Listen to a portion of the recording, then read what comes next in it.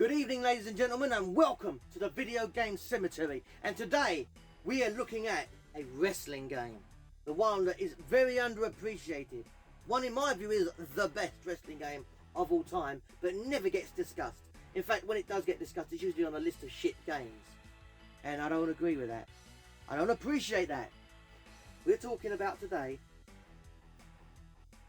WWF Warzone on the PS1, which was also on the N64 and the Nintendo Game Boy, though the Game Boy one is very different. I will never understand why this game gets so much hate. This was revolutionary. When this came out, there was nothing like it. Not only was it the first fully 3D wrestling game, at least as far as I know, in this country anyway. Not only was it the fully 3D, but equally it used scans of the wrestlers' faces to make them look more realistic. The moves were actually performed by professional wrestlers and captured. These are some of the best technological advancements in wrestling games for its time. And yes, okay, it might seem dated or aged now, but do you really prefer 2K 2020? Really? Come on, be honest. Warzone is the way to go. And I'm going to explain to you all the things I love about this game and why. WWF Warzone is a wrestling game created for the PlayStation 1. It was also released for the Nintendo 64, and there was a version released for the Nintendo Game Boy, although, as I did state earlier, that's a very different game and is probably best discussed later on in a different video. It was published by Acclaim Entertainment, who at the time and even now is probably one of my favourite video game companies of all time. Yes, they're very unpopular, and yes, they were put out of business, especially when it comes to wrestling games, thanks to THQ and the SmackDown series. Although, karma does strike pretty hard, and THQ of course also went out of business in the same way just a few years ago. Acclaim Entertainment did release many wrestling games in their time as a game company, dating all the way back to the NES era, so they were experienced with it, but in my personal view, WWF Warzone was their shining, crowning achievement. And despite what people think, I'm not being ironic or sarcastic, I'm dead serious about this. WWF Warzone was the ultimate wrestling game experience in my personal view.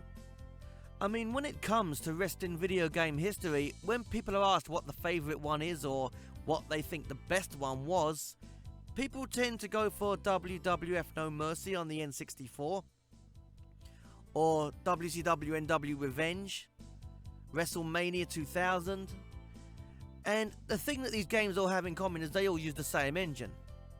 It's a very popular engine with wrestling fans feeling like you're really wrestling. That's the thing with it. It feels like you're really there in a wrestling match.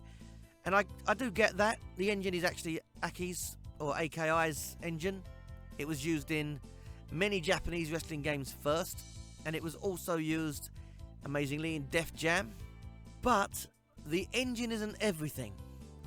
Now don't get me wrong, it is important, the engine does matter. But let's put it this way. While those games are very fluid and they feel really nice to play, it doesn't necessarily mean they are the best or the most boundary pushing achievements in the wrestling game world. And I'm not saying Warzone is either, but I am saying it was revolutionary. Now, WWF Warzone began near the end of the 90s. That's when the plans started kicking off, when they were making the game, when it started getting some publicity. It wasn't known as WWF Warzone yet. It was known as WWF 98, which is very interesting because that's kind of how the structure of the formats of titles go now, with just the name of the company's initials and the year on the end. So, in a way, WWF 98, or Warzone, was the first one to do that before changing it to just Warzone. The original WWF 98 format, or if you want to call it design, was very different to what we actually got in Warzone. Now, there's only a few screenshots, very few video clips available.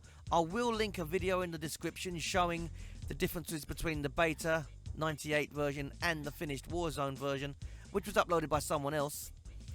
But here's a few screenshots of it, and as you can see, it was very different. In fact, it looked better. And I know it might sound strange seeing it's a beta, but if you look at the audience, they look like they move. They look like they're not 3D, they're 2D cutouts, but they look like they move. They look animated. And it looks like there's more detail in the arena as well. The camera angles seem a little bit more advanced. Even the characters, the wrestlers look a little bit more advanced. And that's very interesting, because anyone that's played Warzone knows what we actually got was an audience that was literally a paper cutout, flat and diagonal against a block. That was our audience, with occasional camera flashes. Also, interestingly enough, it looks like the audience is closer to the barrier, whereas in the Warzone that we actually got released, they're in like some kind of, like I said, like a kind of block, and they're pushed away from the barrier. There's a gap between the audience and the barrier, which is not like any wrestling I've ever seen in real life. Most of the faces of the WWF at the time are here. There's not a huge select. There's only a few wrestlers really to choose from, but they're decent ones, they're good ones, and it's a big step up from what we had last. You've got Triple H, you've got Stone Cold Steve Austin, Mosh and Thrasher, Mankind, Kane, The Undertaker, all the ones you'd expect to find, Goldust, all the classics. And you can unlock Cactus Jack and Dude Love, as well as a couple of extras. You can also unlock a very strange version of Steve Austin, just called Rattlesnake, and he's just wearing jeans in that one. And you can even play as the ring girl, Sue. Yeah, I'm not kidding, you can play as Sue the ring girl in this. With their actual appearances, the original wrestlers actually voice their characters. They actually have real voices, along with the real face scans that they have. It really feels like they're there, like the authentic wrestlers are there. Which I suppose they kind of are, because they are the ones speaking and it is their appearance that's doing this. The only thing that's a little bit odd with this is that Kane and The Undertaker seem to share the same voice actor, the same clips in fact. They're recycled for both, something that was fixed in WWF Attitude, but that's for another video. There's plenty of matches to choose from. You've got original standard matches, you've got cage matches, weapons matches, that was always my favourite, and the first one I ever played. You've got tag team, you've got no, you haven't got Hell in a Cell. Hell in a Cell was planned for Attitude. Little side note, it was planned for Attitude but was taken out. The cage matches look a little bit odd. The ropes are not there. There's no ropes in the cage matches. I know it does give the impression that you feel that whoever made this game never actually watched the cage match, but I think this might be more to do with hardware limitations, to be fair. In fact, if I can be honest, I feel that maybe all the advanced stuff from the beta, WWF 98, may have been a bit hardware pushing, and maybe that's why it was changed and made a bit more simplified. Can't say for sure, but it is a possibility worth considering. Of course, the main season mode in this would be what was called back then the challenge mode. This is a gauntlet where you have to wrestle your way from the bottom of the pyramid all the way up to the top to be world champion. Along the way, you will get grudge matches where wrestlers who you have beaten feel that they deserve another shot. They want revenge, etc, etc. And these matches are usually either weapons or cage matches, because they really want to let you have it. You know what I mean? They're not happy that you beat them. Seemingly the objective of this is to impress this random girl in a limousine who seems to have the hots for you or something, but only when you're winning matches. So yeah, that's a little bit interesting. But it's so classic, it's iconic now. I couldn't play this game without thinking of these parts. It's so memorable, it's just wonderful. I love this game. This to me is such a wonderful wrestling game. Going back to what I said earlier, obviously this game has a very different engine to games like No Mercy. This one has a very different style. It's more similar to Mortal Kombat, if anything, where you have to learn button combinations to pull off moves. Now, I actually find this really, really, really easy. Most people hate this. I don't know what it is about it, they just hate it. And yet these people probably have no problem with games like Mortal Kombat. They just don't like it in a wrestling game. I promise you this, once you've learnt them, you will never forget them. These moves are so easy to remember, and even if you do forget them, as they are different for each wrestler, you'll find that one combination for one wrestler does something else for another one. So you'll still be pulling off something cool, most of the time. They're really not that difficult to get the hang of, so I really don't see what people's problem is. Of course, along with this, each wrestler has a signature move and a finisher move, which is a very long combination usually 3 to 4 buttons. And these ones are invisible. You can pause and bring up a move list, but they won't be on it. And they can only be performed when the enemy wrestler is low on health. Once you master them, trust me, again, you won't forget them. It's very simple. Something like left, right, down, triangle. That will be your finisher. There's also a secret cheat menu. Now, when I say cheats, I don't mean button combinations you can put in to unlock cool secrets, but you can unlock cool secrets. The cheat menu's hidden. If you press L1 and R1 on the main menu, the elevator actually takes you down to the boiler room or the basement, and that is where you find Mankind. But no, seriously, that's where you find the cheat list. And things that you have unlocked will appear in here. To unlock these things, you need to play through that challenge mode. Beat that gauntlet with different wrestlers under different circumstances, etc, etc, and you will unlock some really weird shit. Some of which was taken out, which can only be accessed now using a cheat device. But those things were put back in ECW Hardcore Revolution and ECW Anarchy Rules. But again, those are for a different video. Today is all about Warzone. There's a pretty nice training mode which gives you the option to either wrestle one move at a time until you master it, or you can even wrestle freehand, like just do what you want. Beat the trainer up until he's a bloody pulp. There's no blood in this. Not until Attitude, but you get the idea. Oh, and of course, entering training mode gives you a cheat straight away. It unlocks the trainer as a wrestler. Yes, you can play as the trainer. It's fucking brilliant. And this brings us to what is quite possibly the most popular mode in wrestling games. This was the first one to do it. This created this. Create a wrestler mode. There's a lot of things you can do in this. It's quite deep for its time, considering this is the first true, proper create a wrestler mode. It was created by Warzone. This kind of depth, this kind of intricacy for a wrestling creation mode. Yes, there were other wrestling games that had create a wrestler mode, but they were either 2D or they weren't as detailed as this one was. You can create anything from big muscly guys to big fat guys to little tiny guys, skinny guys that look like they'd snap if you punched them. You can do anything in this. And again, if you unlock a few extra cheats, if you beat the gauntlet mode, the challenge, using a created wrestler, you can unlock new costumes, new masks, new bits and pieces. And if you do that with Triple H, you unlock female wrestlers to create. So there's a lot, and I mean a lot of options here. And unlocking the female wrestlers actually unlocks some different clothes, a few different bits and pieces. For example, instead of the underwear, you get skirts instead.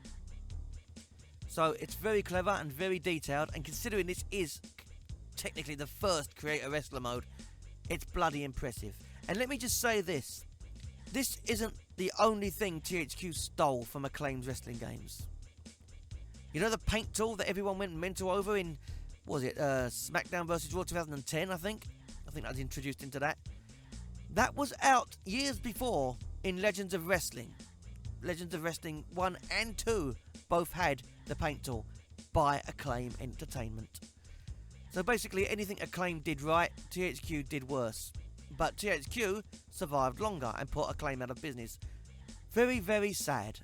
Another really cool feature in this game is the Biographies Room. If you go in here, you can actually view the profiles and the stats of all the different wrestlers. It doesn't include created wrestlers or secret wrestlers, sadly, except Cactus Jack and Dude Love when you unlock them. But what is cool about this is not only does it give you all these stats, but if you go backwards the other way or go around several times, you can see all their different costumes. Oh yeah, every wrestler in this has several costumes. Something that nowadays you have to pay bloody download money for. Ridiculous. Back in these days, these wrestlers all had several costumes, and in Attitude, which was later on, the second one up, that game actually had 4 costumes per wrestler. Amazing. And the Legends of Wrestling games did that too. The ECW games did that. And this Biographies Room, here in Warzone, would disappear after this game until Anarchy Rules came out, when they returned it. which also allowed created wrestlers and secret wrestlers to be seen too. In case it wasn't already pretty damn obvious, I highly recommend WWF Warzone to any wrestling fan or any video game fan. This was, of course, my first wrestling game, so you could say there's nostalgia to this, and I'm not going to lie, there bloody well is, there's tons of it. But it doesn't change the fact that this is actually a really good game, and when you consider when it came out, it was revolutionary and groundbreaking. Okay, it might not feel as fluid, or as smooth, or as comfortable as No Mercy or Revenge or any of those games, but hey, come on, look at this. This was built from scratch, from the ground up. This engine was actually really good. I know it got dated and it got old by the time, well, after Attitude and Anarchy Rules and Hardcore Revolution, it was a dead engine. Only because people got bored with it, though. I would be happy with more games for that now. That engine was great to me. I liked it and I mastered it, so I got used to it. It didn't bother me. But look at this game. It had entrances, for fuck's sake. That might not seem like a big deal now, but look at this. Okay, they're minimal, but they're still impressive. This is 1998. 97 if you want to talk about production. This is very impressive stuff here. So, with all that said, what would I say about WWF Warzone? It's a classic. It's a masterpiece. Best wrestling game in the world. Fuck you if you don't agree. No, but seriously, give it a chance. It's really bloody good. Oh, and how can I forget? Listen to the crowd. Listen to the commentary. They come alive. This is tense excitement. It's got energy. It's got life to it. Compare that with some of the newer ones. They are dead as arseholes. This has got so much life. It feels like you're watching a broadcast just from the atmosphere alone. So yeah, go on. Give WWF Warzone a chance. It's a must. And don't listen to the negative reviews. They're bullshit. And that's it. So thank you for watching the Video Game Cemetery and my review on WWF Warzone on the PS1, because that's the version we're focusing on. I can't emphasize enough how good that game was, and I don't know why it gets all this shit. WWF Attitude, which was the sequel to Warzone, equally fantastic game, again gets all the shit, and I don't know why. I think when SmackDown came out, it brainwashed everyone. Everyone thought this is the way to go, the best ever. Woo, THQ. They made the games later on, and look what happened over time. I know it's not all on THQ, they were only the publishers. But come on, let's be serious. Them games never had all these problems. WWF Warzone, Attitude, ECW, Hardcore Revolution, and ECW Anarchy Rules. 4 of my favourite wrestling games of all time. Alongside WCW Mayhem, Backstage Assault, and Nitro. And Thunder. Yeah, all games that I've got get loads of shit. I know they do. People hate them. But not to me, they're the best wrestling games going. Don't care what anyone says. If you get a chance, please visit this website. Or if you can visit the actual physical store, please do that as well. Retro Giant is your absolute specialist in retro video games, retro comic books, action figures, mod chipping, consoles, whatever you can think of, they've got it and they handle it. So please check them out. Visit the Retro Giant. Reasonable, fair prices on everything at their true value, and this is the place you need to visit. Please, by all means, check out Retro Giant and show them support during this difficult time for businesses, especially independent ones. And that's it, so thank you so much for watching the Video Game Cemetery. I hope to see you all next time. Peace out.